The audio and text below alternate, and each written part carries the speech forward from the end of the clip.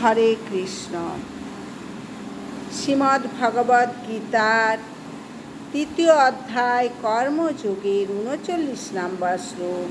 আবৃতং জ্ঞানমেতেন জ্ঞানেন নিত্যবৈরিণা কামরূপেণ কুন্তেয় দুষ্পুরেণ অনলেন চ। অনুবাদ: কামরূপী চিরশত্রুর দ্বারা জীবের শুদ্ধ চেতনা আবৃত হয়। এই কাম দুর্বারিত অগ্নির মতো চির অতৃপ্ত।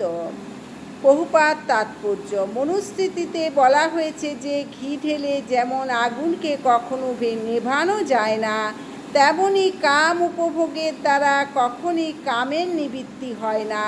জড়জগতে সমস্ত কিছুর কেন্দ্র হচ্ছে যৌন আকর্ষণ। তাই জড়জগৎকে বলা হয় মৈথুনাগার অথবা যৌন জীবনের শিকল।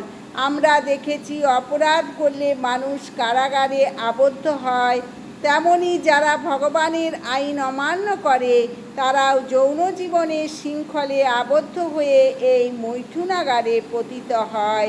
ইন্দ্রিয় তৃপ্তিকে কেন্দ্র করে জড় সভ্যতার উন্নতি লাভের অর্থ হচ্ছে বদ্ধ জীবদের জড় অস্তিত্বের বন্দিদশার মেয়াদ বৃদ্ধি করা।